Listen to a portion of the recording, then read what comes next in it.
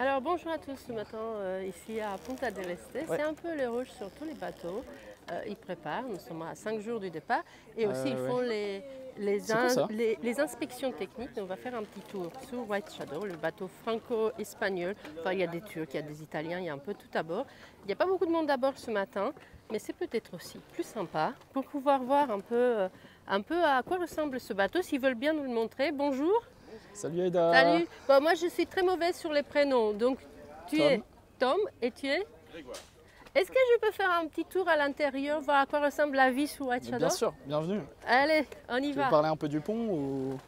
Ouais, bah vas-y, dis-moi. Écoute, tu sais quoi, moi, je suis une novice en navigation. Ok. Pour les gens qui vous suivent, qu'est-ce qu'il faudrait qu'on sache de White Shadow comme spécificité? Non, pas les grosses choses techniques, mais comment vous vous organisez, combien vous êtes, par exemple, sur le système, sur le pont, sur chacun des... Alors, nous, on est 12 à bord. On a un système de 2 quarts, 2 gardes. Donc, on coupe en 6.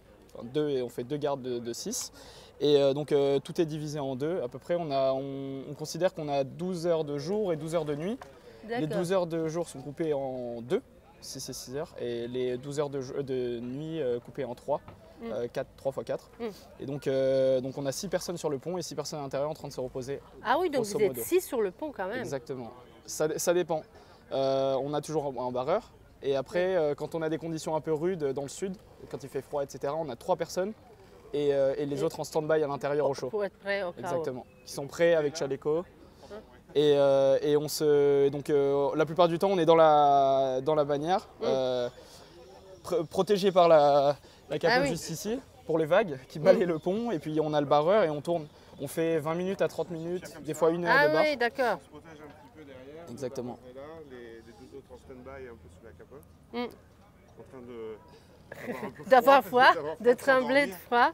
Ah oui, est-ce que vous avez réparé, parce que vous aviez pas mal de choses cassées là quand vous êtes arrivé? Ouais, on a cassé pas mal de trucs. Le plus gros, c'est l'été à l'avant, le forestay, qui a cassé à la base. Hop, viens voir. Et qui vient d'être réparé hier, donc il est tout neuf, il est tout brillant là. L'été, c'est celui avec du vert là? Non, c'est celui juste après, tout à l'avant. D'accord.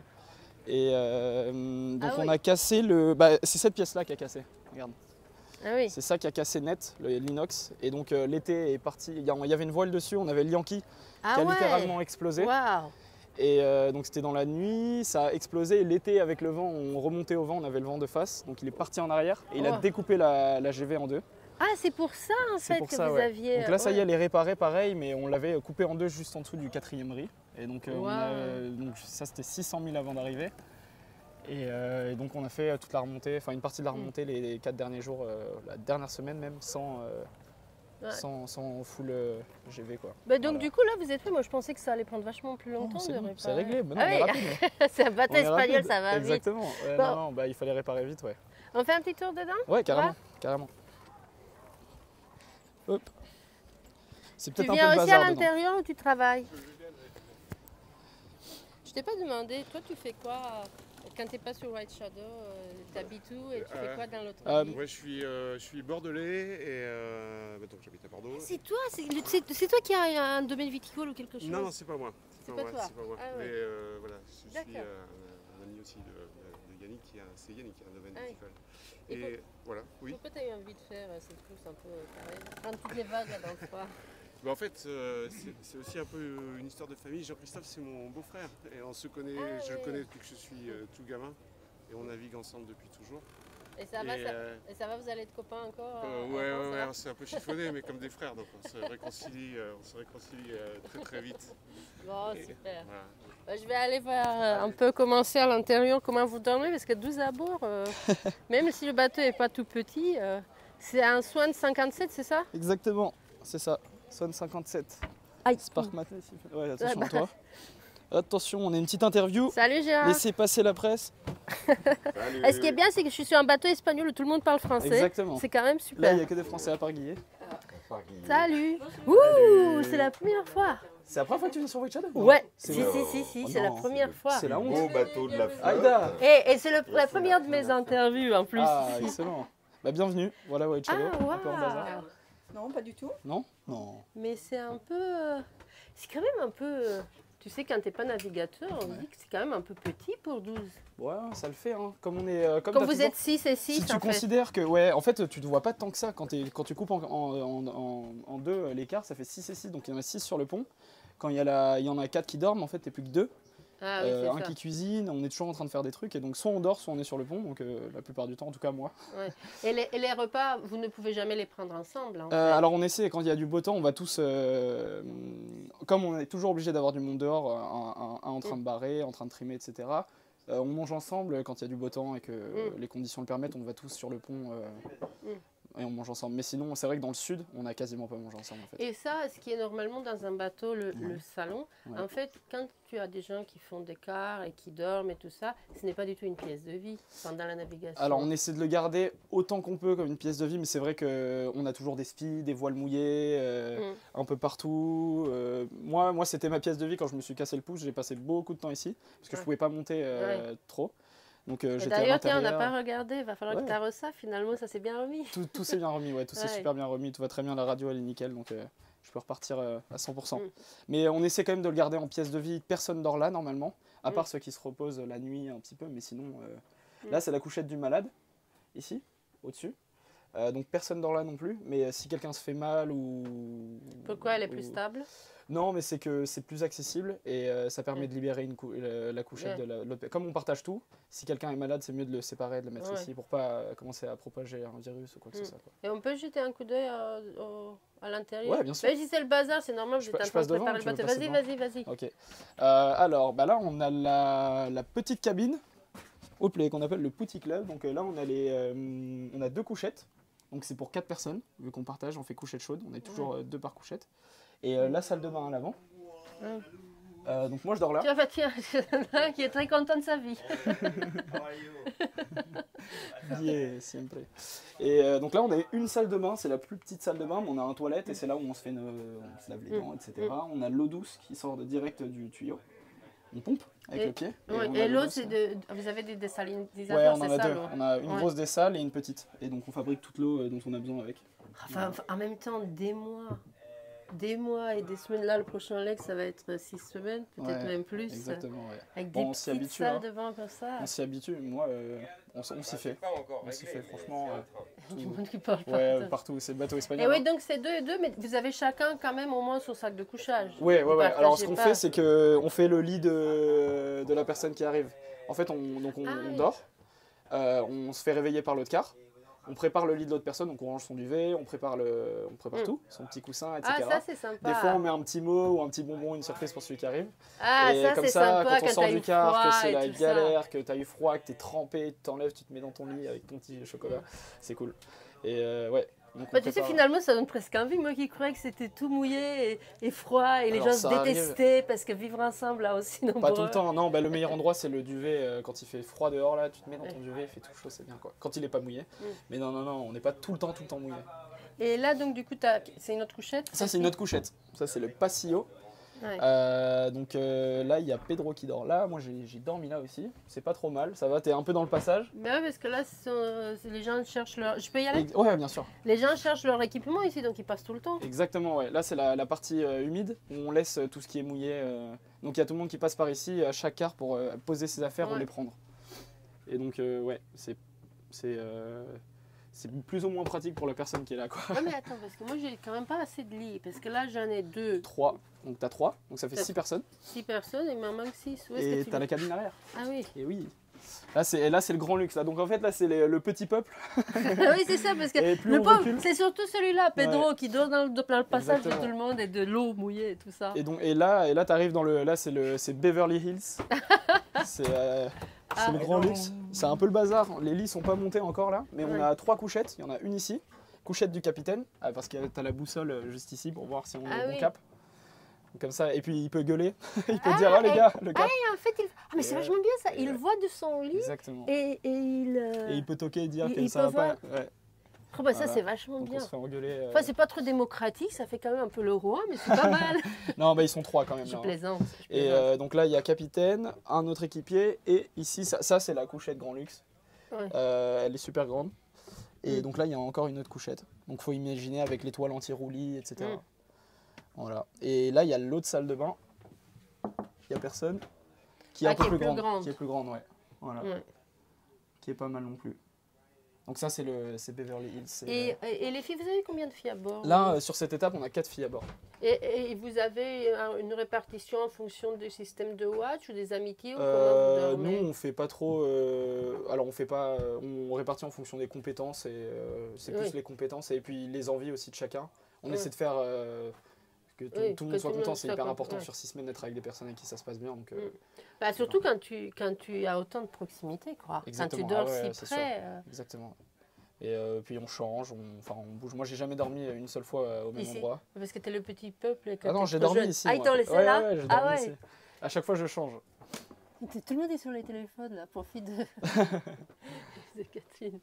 Bah écoute, c'est vachement sympa. Ouais. Et vous mangez où? Enfin, dans la cuisine, Alors, mais comment ouais, vous organisez? Donc pour la cuisine, tout le monde cuisine, tout le monde fait le nettoyage, on a des groupes et ça tourne tous les jours. Et donc là, c'est là où on cuisine, ça s'appelle le chop quand on cuisine. On est chop et on fait la cuisine le soir et le midi pour tout le monde. Et vous tournez ou il y a une Et on personne tourne qui fait exactement, en plus que fait on les est par autres? paire. Ouais. On est par paire et on cuisine à deux, on s'arrange et tout le monde cuisine au moins une fois par semaine. Comme ça fait 6 paires, on cuisine une fois tous les 6 jours. Et quel type de... Bah le gaz c'est du normal là. Exactement, on a un four. Nous on cuisine beaucoup, on fait beaucoup de gâteaux, de pain. Oui, c'est tous les ça, jours. je voulais demander qu'est-ce que vous mangez. Oh, on mange honnêtement, moi j'ai été très surpris sur la première étape. On mange super bien. On a Pedro qui cuisine comme un malade, qui nous fait des hamburgers, des pizzas maison. On mange super bien. Quand on a passé 3-4 semaines, on commence à plus avoir on a plus de frais. Du coup, c'est des légumes déshydratés. Mais sinon, à part ça, du riz, des pâtes, on mange super bien. On fait de la purée, on essaie de cuisiner autant qu'on peut, des desserts aussi. Moi, on m'a dit qu'elle se connaît sur un bateau pendant longtemps comme ça, peut-être à cause de l'eau, peut-être à cause de la nourriture, parce qu'il y a au bout d'un moment moins de fruits et de légumes. On m'a dit qu'un des problèmes récurrents sur les bateaux, c'est la constipation, des petits problèmes des digestions. Ça arrive. Ça arrive. C'est peut-être dû à l'alimentation. Et peut-être aussi à l'hygiène, c'est pas toujours agréable d'aller aux toilettes quand le bateau il bouge, que ça tape dans tous les sens, du coup peut-être le corps il bloque un peu les choses. Mais bon, ça se passe bien. Mais en fait, est-ce que c'est une question d'habitude, c'est-à-dire qu'après le premier ou le deuxième étape, aussi, du coup là ça va mieux, tu super. Moi je pense que c'est comme le mal de mer, il faut s'habituer. Au début moi je mange pas trop et puis après je commence à avoir de plus en plus d'appétit pour le malheur de mes coéquipiers. De tes collègues qui font manger. Et puis la table à cartes. Et la table à cartes. C'est qui le navigateur chez vous? Alors le navigateur c'est Guillaume qui est juste dehors là. C'est lui qui fait toute la navigation, les points, qui fait le routage, etc. Donc là on a toutes les balises AIS, tout l'électronique. Et votre sextant il est où? Notre sextant il est dans une boîte juste ici. Ah non, le navigateur a dû le prendre pour le régler, mais on en a un deuxième juste ici. C'est dans une boîte, normalement on le range ici le sextant. Comme il en a besoin assez souvent. Très souvent, quasiment tous les jours, plusieurs fois par jour, donc c'est assez accessible et il monte faire ses petits points. Et donc les cartes sont rangées dedans, il sort les cartes. En général, il y a toujours une carte ici et tout le monde, c'est marrant parce que tout le monde à un moment passe, regarder la carte et s'assoit, regarde où on est pendant la navigation. Est-ce que toi, quand tu as commencé, j'imagine, comme tu es très jeune, tu fais quoi toi dans la vie à la maison? Rien. Mais tu habites en Espagne? Moi, non, du tout. J'habite en France. Je fais mes études à Paris. Je fais des études d'architecture et d'ingénierie à Paris. Ah, d'accord. Donc en fait, tu sais, quand on te voit toute la journée les mains pleines de pétrole, là, de trucs noirs sur le pot en train de nettoyer et tout, moi je pensais que tu faisais, enfin je sais pas, des études de mécanique. Non, du tout. Non, je me fais juste bisuter. Comme je suis le petit jeune, c'est moi qui fais les... qui doit faire les sales besognes. Exactement. Mais est-ce que... J'imagine que le sextant, ce mode de navigation, bon, les cartes, quand tu navigues, tu les utilises toujours, mais il y a tellement de choses qu'on n'utilise plus du tout aujourd'hui. Est-ce que tu as eu la curiosité, tu as eu envie d'essayer de comprendre, ou tu sais que ça ne te servira jamais? Non, mais alors justement, c'est marrant que tu demandes. Là, sur cette étape et celle d'avant, j'ai appris un peu avec Guillaume comment faire les points, les méridiennes, donc j'ai essayé de l'aider un peu. Et en fait, je me suis rendu compte que c'était super compliqué. C'est très compliqué. Et, en tout cas, long, c'est pas forcément compliqué, mais long. Et de calculer, surtout. Exactement, après, de calculer, et puis c'est tous les jours, il faut le faire, quoi, sinon il faut que ce soit fait. Et moi, je savais pas que c'était aussi long. Et à chaque fois qu'ils nous donnent un point, bah, tiens, on est là. Tout le monde était là, ouais, c'est super. Ouais. Et en fait, on se rend pas compte du travail qu'il faut. Il faut 4 à 5 heures de travail pour donner une position. Pour Quoi, pouvoir des le fois. donner. Surtout quand il n'y a pas de soleil. Et c'est vrai que nous, on a un système, donc à la barre, on fait un cap. Quand il n'y a pas de soleil pendant 3 jours, il faut qu'on sache où on est. Donc on a une estime. Avec le cap qu'on fait et la distance qu'on a parcourue, on calcule à peu près où on À est. peu près, ouais. Et donc il faut être super vigilant. Moi au début je donnais un peu, je n'étais pas très précis quoi, je donnais mon cap, j'avais pas du tout compris que c'était pour... Pour pouvoir savoir où t'es. Exactement. Et donc en fait c'est un travail assez qui est compliqué et qui c'est pas on se rend pas compte en fait quand on connaît pas que c'est aussi long quoi. Mais on est plusieurs à s'y être un petit peu mis. Et puis Guillaume il est passionné donc c'est super sympa d'être avec lui. Puis c'est un peu le challenge d'essayer de faire... De réussir à trouver la position. Et pour toi, parce que là, bon, il reste encore une étape qui est, tu le sais déjà, une étape très longue et très difficile parce que on me l'a toujours dit, c'est Jean-Luc Van Denet qui m'a dit, qui a passé le cap, enfin qui a fait un tour 6 ou je crois qu'il a fait 7 tours du monde. Il m'a dit quand tu fais un tour du monde, pour moi, pour lui, et il navigue depuis les premiers Vendée Globe, le plus dur, c'est remonter l'Atlantique parce que tu passes le Cap Horn. Tu penses que ça y est, t'es arrivé, t'es à la maison, c'est l'Atlantique. Et en fait, ça n'en finit pas. Et ta tête est déjà à la maison, ton corps est là-bas dans le bateau. Exactement. Je pense que ça va être assez long. Effectivement, j'ai discuté avec un ancien de la Wizz Red qui m'a dit exactement la même chose. Et on s'imagine qu'on est arrivé, le sud est derrière nous, c'est le plus dur. Et en fait, là déjà, on va avoir quasiment 2 semaines auprès. Donc déjà, niveau conditions, ça va pas être génial, c'est pas très agréable. Et effectivement, on a presque arrivé 3 semaines. On a un nouveau navigateur là qui se fait pas. Exactement. Tu ne parles pas français? Si, je suis française. Ah, toi aussi. Et c'est quoi ton boulot à bord, ton travail? Équipière. On parle un petit peu de la vie à bord de White Shadow. Ton lit, il est où? C'est lequel? Alors là, je crois que je vais dormir derrière. Là, d'accord. En fait, j'arrive là pour faire la 4e étape. Ah, donc c'est... Bon, il ne faut pas qu'on dise que ça va être dur alors. On était juste en train de dire que c'est une longue étape. Bien, bah oui, bien sûr, une longue étape au donc. Et pour toi, le plus beau, là, jusqu'à ce niveau, jusqu'à ce moment-là, si la première chose qui te vient à l'esprit, si je te demande quelle est la chose qui a été la plus belle pour toi, la plus jolie dans la course jusqu'à là? C'était tellement long, sur 6 mois, il y a tellement de choses qui se sont passées, des bonnes et des mauvaises, mais c'est des petites choses. Pour moi, c'est des petits détails, des petites anecdotes toutes bêtes, des moments où un matin on se lève, il y a un lever de soleil juste magnifique, on a eu une nuit horrible avec, je sais pas, 50 nœuds établis, c'était la galère dehors, on n'a pas dormi parce qu'il y avait des manœuvres toute la nuit, et là, tout s'est calmé, il y a quasiment plus de vent, le bateau avance bien, et un lever de soleil, personne parle, tout le monde est super content. Qu'on contemple et c'est ces petits moments-là qui font que c'est juste magique quoi. Et qui te rappellent. T'as l'impression d'être dans un autre monde quoi. La nuit c'est le bazar dans le bateau et puis là. Complètement, exactement. Ah ouais, tu passes par des étapes complètement différentes en très peu de temps en fait. Et ça c'est assez incroyable. Ouais. Et le plus difficile pour toi,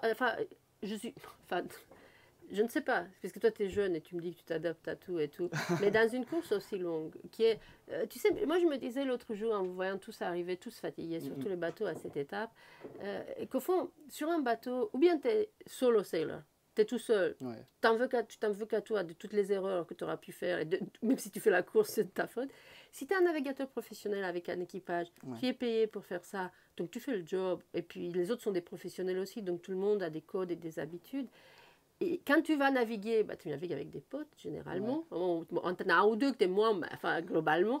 Et là, sur cette course-là, je me suis dit, au fond, tu ne choisis pas les gens. C'est le capitaine qui choisit l'équipage. Et c'est une course qui est tellement longue. Je ne pose pas la question pour te dire, est-ce que ce sont des problèmes de personnes, mais pour quelqu'un de jeune comme toi, qui se retrouve dans cette situation-là, parce qu'à la fin, même si les bateaux sont confortables, on voit bien que tu es dans un swan, c'est quand même une aventure assez extrême. Ah ouais, et avec que des amateurs à bord. C'est pour ça que je me demandais, quelle a été pour toi jusqu'à là la chose la plus difficile peut-être, que tu as dû surmonter? En fait, pour moi, la plus difficile, c'est d'essayer de ne pas s'enfermer dans le quotidien. C'est ça, c'est d'être 12 personnes à bord, c'est hyper compliqué de vivre ensemble. Et en fait, on se prend la tête sur des toutes petites choses. Du genre, là, ce que je disais, quand on dort dans le passillo, là, on a tout le monde qui passe et qui nous frotte avec la veste de quart complètement trempée alors qu'on est en train de s'habiller, de se mettre des affaires sèches. T'as juste envie d'étriper le mec, quoi. Et c'est des tout petits trucs. Et en fait, il faut se dire, quand on fait des réunions toutes les semaines, là, pour voir un peu si ça va dans l'équipe, on essaie de se rappeler que on est en train de faire le tour du monde, donc c'est pas grave s'il a mangé 3 fois plus de chocolat que moi, quoi. Et c'est vrai, non, mais c'est des petits trucs comme ça qui font que en fait, on est dans des conditions assez difficiles et on prend sur soi, on prend sur soi, on prend sur soi, et donc ça pète pour des toutes petites choses. Et ce qui est difficile, c'est de ne pas s'enfermer dans ce quotidien-là et de se rappeler qu'en fait, on est juste au milieu du Pacifique en train de faire le tour du monde et qu'on en a rêvé toute notre vie et que, enfin, il y a plein de gens qui en rêvent et qu'on a la chance d'être là, quoi. Et tu sais que toutes ces petites choses et frustrations que tu surmontes l'une après l'autre, étape après l'autre, feront que lorsque tu seras arrivé de retour en France, tu seras nécessairement beaucoup plus fort. Non pas parce que tu as fait le Cap Horn, attends, j'ai pas montré ta montre. Non pas parce que tu arrives avec une fameuse boucle d'oreille de Cap Horn, mais parce que dans le quotidien, tu as fait des choses que tu n'aurais jamais accepté à faire à la maison, parce que quelqu'un qui t'embête vraiment, bah, tu n'es pas dans son passage le lendemain. Exactement, c'est ça. Là, tu es enfermé avec des gens. Donc, si tu as envie de partir, bah, tu peux pas, quoi. Même si ça se passe très mal. Et donc, bah, c'est bien et c'est pas bien. Et ça dépend. Et il y a plein de situations différentes. Mais non, c'est une sacrée expérience. Écoute, c'était merveilleux. Merci infiniment pour ce petit tour qui, pour le coup, est vraiment privé parce que les autres ne sont pas encore arrivés sur White Shadow. Et c'est de voir un peu à quoi ressemble votre quotidien est merveilleux pour nous, les gens qui vous suivons. Voilà. Allez, je te fais un bisou. Merci beaucoup. Je prends ton micro et je vais voir ce qui se passe dehors. Oups. Super. Merci, bon courage pour ton... Tu reviens quand tu veux, mais je savais pas que tu n'étais pas venu sur White Shadow. Non, jamais. Bon courage pour mettre tes mains dans les trucs noirs, là. Salut. Salut. Tu parles français? Un petit peu. Non, je veux juste savoir quel est ton travail dans l'autre vie. Mon travail, c'est le docteur. Ah, ici, tu es le docteur à bord. Et donc, c'est le travail principal. Et en Espagne, tu es docteur alors? Oui. Ah, d'accord. Je suppose. Bon, je vais te laisser préparer je sais pas quoi. Là, j'ai vu que tu chantais, tu as l'air content. Merci. Et puis, là, la nouvelle équipière, elle fait du boulot aussi. Du collage des nouveaux... Ouais, parce qu'ils se décrochent. C'était super de vous rencontrer tous. On se reverra par-ci par-là faire la fête avant que vous partiez. Et puis, si jamais je ne te croise pas avant, fais une belle étape, profites-en bien. Salut, merci Tim.